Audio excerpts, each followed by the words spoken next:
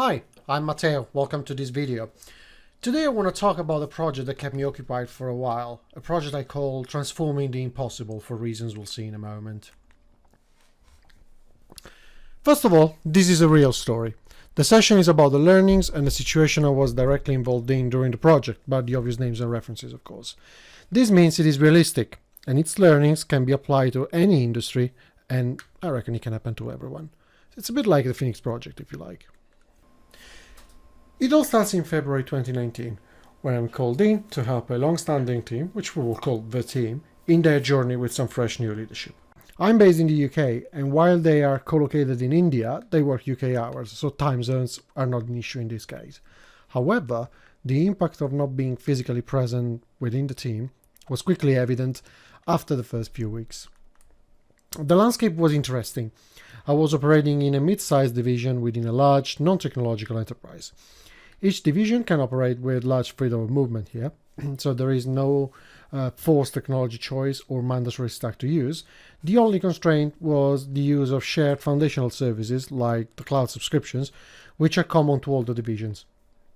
All the interactions within teams and divisions are logged and actioned via an ITSM-based process, which is pretty much the standard in this type of companies. The context was very challenging as well, and it is where we find the first set of problems to solve. I got in at the tail end of a successful cloud migration effort, which created a completely new estate. This migration not only moved the actual servers running the applications, but it also introduced public cloud technologies and DevOps at scale, creating a brand new set of challenges for all the teams involved. While the migration was taking place, the team was depleted of all its key people, leaving behind a skeleton crew to keep the lights on. Now that the migration was almost done, it was time to set everybody back to their existing teams and get back to normality, especially because the business was now accelerating thanks to the new infrastructure and the positive impacts of DevOps. The number of projects and initiatives surged during the migration, as each application being completed was getting new infrastructure, robust CI/CD, and flexible testing, leading to an increase in the number of changes and new features. Needless to say, going back to normal wasn't that straightforward. Let's talk about the team for a minute.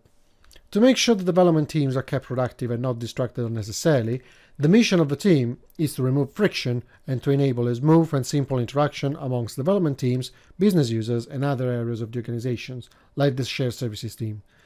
It acts as a proxy of sorts within the organization, sending requests to key development individuals from external parties and acting on behalf of the teams when dealing with in opposite direction. One example is the interaction with the network teams, for example.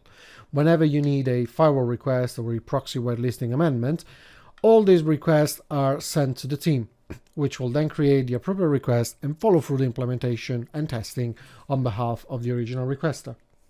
We're not talking about a big team here, though. Its size varies depending on the current in-flight projects, and it is usually between 8 and 12 people. The skill level obviously is very varied. And in general, this team is very diverse and almost T-shaped, where every member is a specialist in something, from service management to a certain technical area, but still with a general understanding of the overall estate and the involved applications, so that each member can potentially jump in on any critical issue. Altogether, they own the operational lifecycle of the applications in use, with the exception of production support, which is handled separately. Despite the organizational placement, we are not talking about a DevOps team anti-pattern here. This is more of an operational support team, but given the close collaboration with the development teams, the team is also very well versed in software development as well. The key factor here is that the team has a deep end-to-end knowledge of the applications, the connected environments, which are created for development purposes, and the interaction patterns within the organization, making it an essential player within the organization itself. From what we've seen as of now, we can already look at the list of pros and cons. On the pro side, we have total control over the technical resources, from the binaries making up the applications to the actual connected environments. And with the development teams trickling down knowledge of the custom products, the team is deeply skilled in the end-to-end lifecycle of each and every application. They also act as an accelerator for value delivery by removing blockers and removing friction for the development teams. This is all very nice, but with the new technologies in play and the acceleration from the business, we already have a number of problems surfacing in the con side. First of all, a lot of context switch between activities given the new fluidity of the landscape. As we know, context switches are very expensive because they require a complete reset of the landscape every time there is a change, leading to a sense of scrambling and of incompletion. Literature suggests that each context switch can drive a loss up to 20% in productivity. Then, the ITSM-based process causes a lot of overhead, even internally.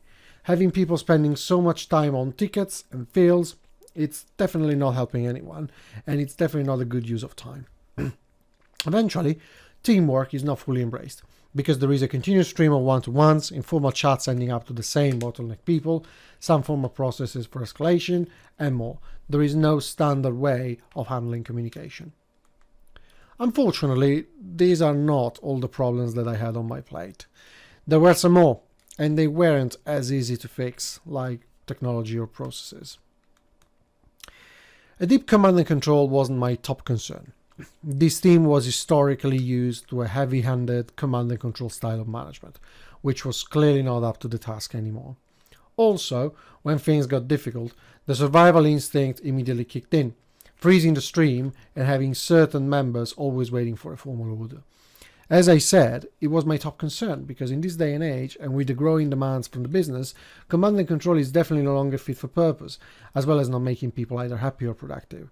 And the side effect of this also meant that there were lots of internal silos and barriers between some people who tried to maintain the status quo rather than collaborating together. So, all the informal one-on-ones, chats, etc. led to a total opacity in terms of load visibility. This meant that people were always busy, stuff was eventually delivered, but a forecast was almost impossible and you never knew whether you would end the day in a good or bad fashion. It was literally a management nightmare. The migration created a new estate with lots of new positive developments, from new elastic infrastructure to CI/CD pipelines, in general an easier code-to-system path. But on the downside, there was also plenty of confusion within the team who found difficult to adapt to the landscape change. The key people involved in the migration and reintroduced within the team quickly became overbooked, as they were the only ones knowing the new procedures and technology that the migration and DevOps practice introduced. Most of the existing systems knowledge was no longer applicable, and the team was in a very uncomfortable situation where the business demands were growing at a massive pace, the little documentation amassed over the years was useless, and for some systems, they even didn't know what was available and where. This led to a permanent situation of firefighting, with the team desperately trying to play catch-up with the new normal and absorb as many information on the ground, as well as trying to deliver on what they were asked about. Eventually, the inevitable fallout of this continuous firefighting and opaque pressure was that there was very little interest in creating new value. The team was always questioning even the smallest of changes regardless, and there was also no incentive on working on any improvements at all, because the team was already drying out in the regular request, so let alone having time for new documentation or automating a process. Clearly, it became a problem of why change was not broken. So after a couple of months settling in and observing the situation unfold, I start in April 2019 with the first attempt at changing things. The first thing I tried to do, coming from previous successful experiences, was to bring in a swift change to all the tools and processes the team uses. So with a strong focus on Agile and learnings from other teams, I tried to reset the stopwatch back to zero and start again with a clean slate. The biggest thing was the total move away from command and control, embracing Agile in the form of Lean. So what did I do? I decided to break the existing hierarchies and move the whole team to collective responsibility and independent ownership. Everybody was empowered to do whatever necessary to deliver value. All the existing processes went out of the window, and I tried to move everything in a structured way of working. Requests and demands should have been at least documented, so that we had a clear idea of who is asking for what and why. A daily huddle was immediately set up in the morning, taking inspiration from Scrum, as well as a new inventory with the new resources. Technology played a big part as well, with a brand new set of tools that the organization was deploying anyway to support this huge transformation. And of course it was a total failure, for a simple reason: there was no buy-in whatsoever from the team. The team didn't want to change anything else. They didn't see any value in additional changes on top of the ones they were already facing. In retrospective, my previous experiences were with teams which were at least keen to transform or with a clear instruction to do so. This time around, it was pretty much an extra demand on top of the usual BAU requirements, as the team could not afford to stop for anything. So if I were a command and control lead, everything would have been excellent from day one. But I'm not, and that led to a potential trust issue within the team. Why is this guy trying so hard to change the way we do things, and why is he doing so radically? Simply put, it was a case of too much too soon. Command and control was still rampant, and too many changes triggered the team survival instinct of immediately going back to the old habits and the old ways of working. The huddle became a place to vent and pile up problems rather than discuss the way forward.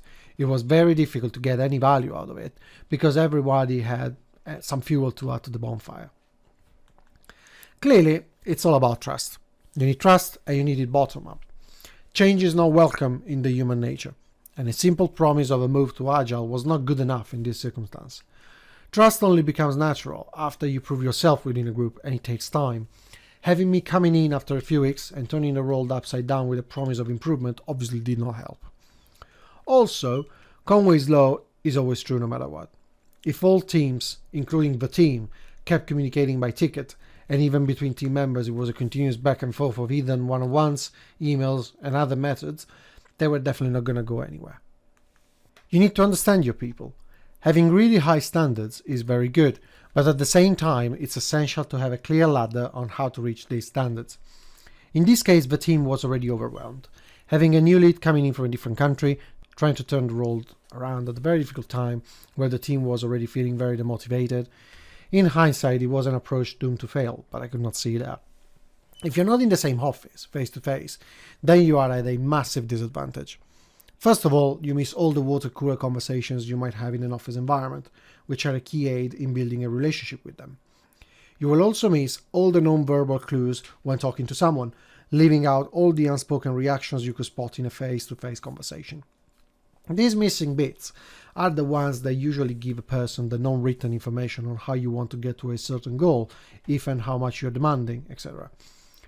Emails are not a good conductive media for this, no matter what. There is no real alternative for collocation, even if technology is very good at bridging the gap. Always account for this. Building trust was literally a case of putting money where your mouth is. Publicly acknowledging the mistakes of attempt number one was the first thing to do, as there was no excuse for that failure. But it was very important to realize that we were at a crossroad and that we had to take the right road to success. At the same time, we needed to make further changes to make sure that we addressed all the issues that we faced and improved on what we were doing wrong. I was clear that it was a blameless post-mortem, acknowledging mistakes, but putting everybody on the same level, myself included. Blameless post-mortems are too often used only at team level, while there is a big need of doing them at management level as well. Too often managers are seen as untouchable by teams, especially if they are used to command and control. It is the direct consequence of that management style. By explicitly doing a blameless post-mortem and following up to the words with tangible actions, I completely gutted the wall that the team still perceived between them and myself. Actions like publicly shielding the team from external complaints while being very vocal on the inside contribute to this disruption, showing how never betraying the relationship while still being very critical was definitely possible. Early on, I decided to be involved in an observational capacity in most of the critical tasks the team did. It was a way for me of understanding their direct skill set and also evaluate how they were interacting with each other. Needless to say, I was not disappointed, as a number of well-known patterns quickly emerged, showing that the silos were there. In all of that, the client was not really happy with all of this. From their perspective, they spotted a team that was underperforming for no apparent reason. Of course they did. They thought that the new technologies and practices were going to provide an improvement, if anything. The original plan was for me to assist on the DevOps onboarding, not rescuing an area of the organization at risk. Now the team was not able to keep up, and every step they took seemed to go in the wrong direction. I had to spend a large amount of time explaining, justifying, and mitigating this situation while working on a roadmap for putting things back to where they should have been. Of course, not all escalations are equal, but in that climate of continuous firefighting, even the smallest mistake caused the ripple effect within the organization. We were dangerously getting close to a situation where the perception was that everything was caused by the team. I had to fight every battle, explaining that while the problem was clearly visible, there was an organic response being worked on, and the team was investing all its energy in that. After some explanation, the client understood the situation, but it was not very easy. On the other side, I kept nudging the team for improvement, as there was only a finite amount of time I could deflect all of this negative attention from them. Trust is the same concept. It does not change depending on the people you're talking to. What can change is the context where you apply the trust concept.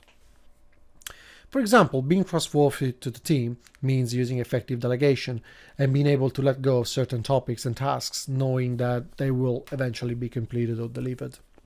From a team member's point of view, it means that believing in the direction of what the management, so myself, does and feeling listened to, showing that opinions are really valued deeply, not just at face value. And with the upper management, it was a case of realistically showing the situation and explain with evidences why things are going in a certain way and how the plan looked like to tackle the issue. Doing this and keeping them in a regular flow of concise yet detailed information was key to win their trust.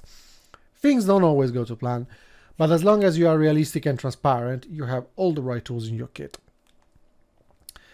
There was something positive after all. The silver lining, if you like, is that we eventually managed to get an inventory. So now the team at least knew about the infrastructure landscape. Also, the direction on using Lean was correct, given the acceleration from the business side. Both of these were foundational for attempt number 2. In May 2019, we start with our attempt number 2 after the failure of number 1. This time around, culture was literally the only thing to tackle for me. All my efforts went into that to make sure that the team had a solid foundation to build upon.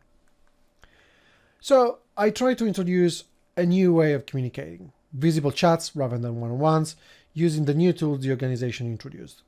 I led by example, picking up a couple of people I realized they were very receptive about this change. I had every internal communication on that platform rather than email. Tools were already provided by the organization anyway, so it was just a matter of using them. I also devised a new process that used an existing tool for tracking requests, again based on Lean. It used a few cards based on activity type to move across lanes and came on board with some attributes at the end of the day. The huddle was changed so that we had clear updates on the major issues of the day ahead, called in advance by myself. For each topic, anybody could answer, even if most of the time it fell back to the local lead or SME, and that brought out the most outspoken people again. It was also the only way of making the huddle productive and for it to provide an essential forecast of the day ahead, so that the team can start taking decisions based on the available information rather than wait for me to vet them and then provide an order. A big takeaway here was the need for champions. It was something I started doing in the background as part of a culture shift in attempt number 1, as I'm a big believer in their role. In attempt number 2, champions got their own dimension. Being outspoken paid off for some of them, and they were selected to drive forward anything critical or important. They eventually became a funnel for the team in raising issues or concerns, and they were my eyes and ears on the ground. If you have someone who really buys in your vision, then you will have much needed help pushing things forward. I believe it is impossible to transform anything without champions. How does a champion look like though? A champion is not a full-time role. It doesn't go on to a business card, but despite that, it's got a large impact on any team with one. Being a champion within a team or an organization means that you are not only vocal, but you also represent someone else's opinion, and there is a trust relationship going on between the champion itself and other team members.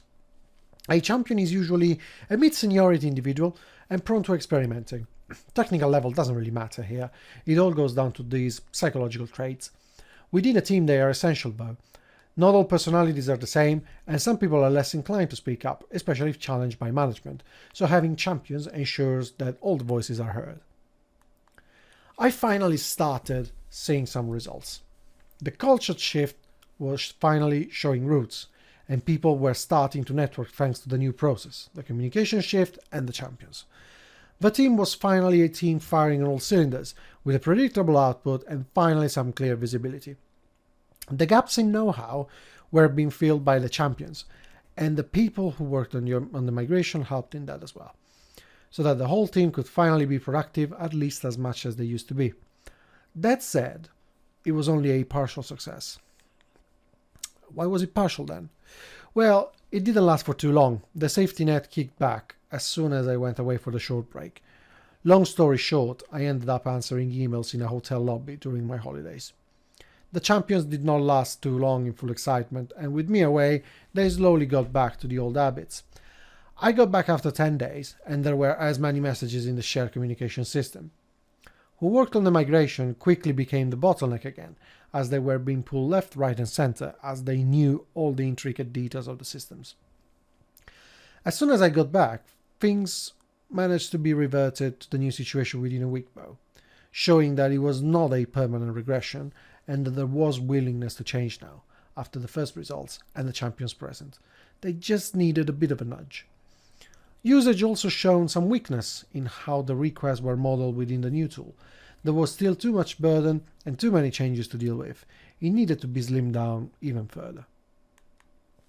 Comes July then, a third attempt at fixing these issues. The team was still performing below what I believed it was their true potential, so I wanted them to be able to express it, and this attempt focused on it. As culture started picking up, it was time to double down with communication. We had the first tangible results during attempt number 2. We knew that we could do it that way, and down the line we could even make space for some internal developments. Let's not forget, as of right now, the team was struggling even with the new average day, let alone new projects or efforts. So for me it was key to keep facilitating every possible shared conversation in the clear and started to make them surface the real load they were under.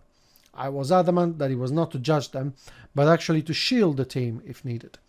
A few situations required immediate attention and answers for the stakeholders, and I used the internal information as source for my summaries and actions.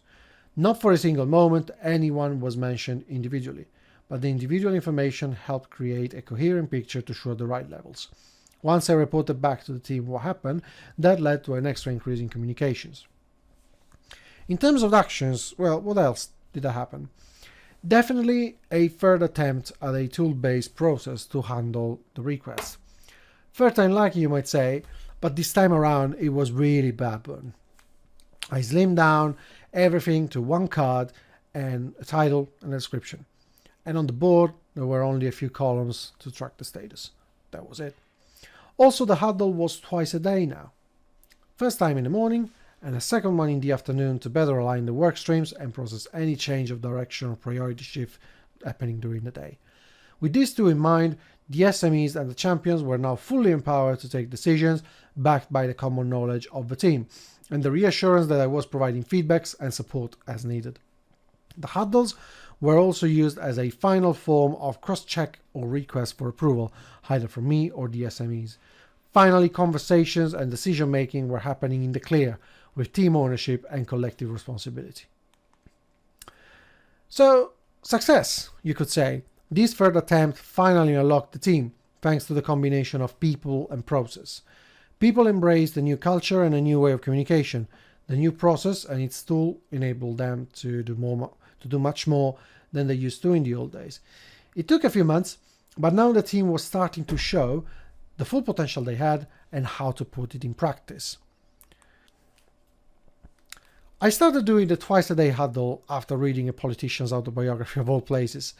This person was following the same approach with the inner circle of collaborators, a meeting first thing in the morning and another one in the afternoon to check for progress, change of directions or new challenges. It was lean at its best, and you are always able to adapt to challenges in the landscape by doing that. Otherwise, you remain pretty steady in the flow of delivery. This is literally about lean. As soon as I read that, the provincial light bulb turned on. I figured out it would have helped massively with the team, and it did, with hindsight. Also, Trust in Action is a story about a situation that happened where it started becoming critical after a couple of days of intermittent work. This situation escalated, and it was brought up in the huddle for a couple of times again over the days, but it became a real emergency for the team one evening. So it was clear that the system was misbehaving, and due to the accumulation of testing data in it, we could not just recreate the environment. We had to fix it. So we spent an evening out of hours sorting it out, with good luck. Other SMEs from other teams were alerted, and they helped in this crisis. While the team was hands-on with the issues at hand, I was preparing a detailed impact statement for the project teams to make them aware of what was going on and what the team was doing out of hours. I didn't leave the team behind for a minute, even if I didn't do anything hands-on, really, aside from questioning or providing suggestions when people were stuck. Until 4 o'clock in the morning the next day, when we released an emergency patch and a custom piece of code providing a stopgap solution. That short story shows that people are finally fully empowered and trusted to pick a side and own a decision end to end. They are trusted to take the decisions they were supposed to take in the first place, as this comes from their direct hands-on experience. The champions provide a lifeline, if needed, and they represent the team with their views. On my side, I made sure of showing them how much they are supported all the way through in front of the appropriate business venues, and of providing transparent feedback, good or bad. Feedback is always king at the end of the day.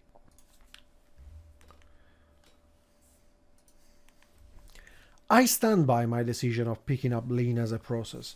I really don't see any other way for this specific team and organization. Lean was the only way due to the dynamism of the organization. No other methodology could have helped. Communication, the process, and the tool eventually fixed the visibility issues, and now delivery is finally smooth and steady. But how do you keep it up? Because even if you get to this critical point where things are starting to bear fruits and show results, it's not over yet. There will be ups and downs. It's perfectly normal, but work on your people. Keep them interested. Despite the fact that they used to work in a command and control situation and now they work in an agile environment, their goals haven't changed. Promotions, salary increases, a diverse working environment with opportunities, all of these things are targets they firmly focus on, even if they change the environment they currently work in. So you need to look after your people. After getting it right once, it's key to keep it as such to prevent a downfall. Should the team feel frustrated or with no way out, they will naturally revert to the original command and control habits. It's an innate trait of the human being. To prevent this, regular one-on-ones with the champions are pivotal to understand the mood and to keep the direction aligned with the desires of the team members. Start some feedback forums with key stakeholders to understand whether the effort spent on this change is actually being perceived by other management. It's also an excellent idea to gather feature requests or out-of-the-field feedbacks that you might not have seen. Stakeholders usually have a different point of view, so they can provide very interesting insights in this matter. And what if someone leaves? Because over the course of a project, I lost 3 senior people for various reasons. Obviously, it's always a difficult conversation to have, but it's not the end of a role. If something like this happens, your focus should be on the knowledge transfer and on making sure they spend plenty of time on documentation. Documentation and knowledge bases are here to stay. People, unfortunately, don't. A solid set of documentation goes a very long way when transforming a team. Fast forward to today, the team has been an improvement path ever since. This is how to get to the point of transforming the impossible. But how are we doing today? How are things going on now? Well, firefighting is obviously gone. Delivery is steady, projects are growing, and we now even have internal developments and new projects springing up from within the team. This is due to the fact that we now have a clear load visibility and we can clearly allocate time to new stuff. The champions continued their hard work and their numbers actually increased. So the team even has senior and junior unofficial champions, as if it was a role within their ranks. As expected, the more experienced new joiners immediately fall within the senior champion role coming from the outside. It seems to be easier now to embrace the new way of working as the system is established, so it's no longer new. New work and new developments are not only about tools and technology. Our internal tools are finally enhanced and developed properly, with feature requests coming in directly from the business users. The existing CI/CD pipelines coming out of the migration have been extended and improved massively, and they effectively provide a walkthrough of sorts when understanding the composition of a system. After a few months of work, documentation finally reached a level of completeness to be used as an independent knowledge base, and a number of enhancements and automation started to flourish.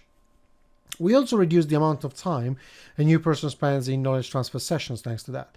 It's no longer a one-to-one shadowing, and documentation serves its purpose as a solid starting point for any new joiner. So mine was a bumpy ride, okay?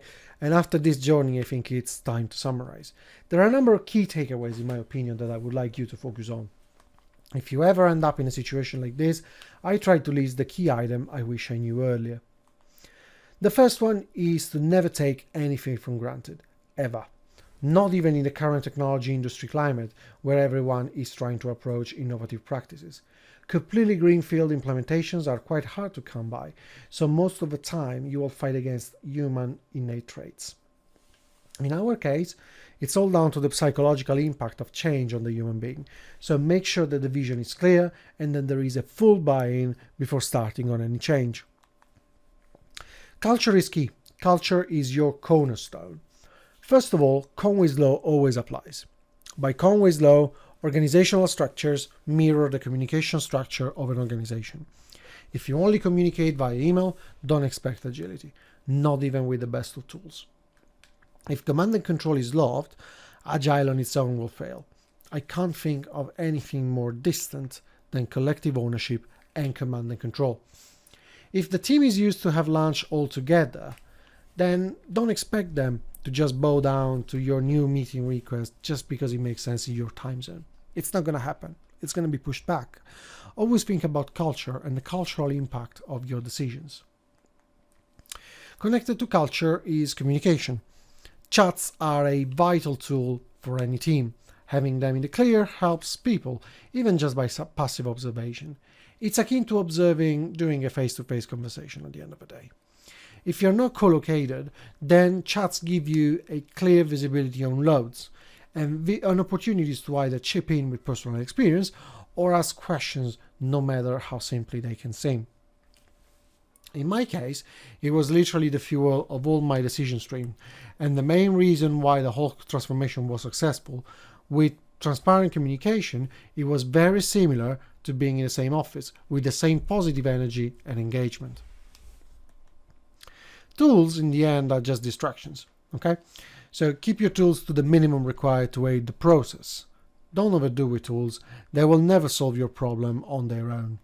Tools are meant to be helpers, and they can help with automating or visualizing certain parts of a process, but they will never solve a problem with the process for you. In my case, it took several attempts at perfecting a tool that actually helped with the process. An important effort for sure, but without a supporting process behind it, it would have been just wasted time. And eventually, feedback. Always ask your team if you're happy with your work. Always ask stakeholders to tell you if they have out of left field feedback or if they have any other ideas that the teams did not come up with. Because obviously, when you're working with a team for a long time, then so many things become just natural, and sometimes you can just lose the focus on what's the bigger picture. So this is it. Thank you very much for watching, and I hope that you find it interesting. As usual, feel free to get in touch for questions. See you next time.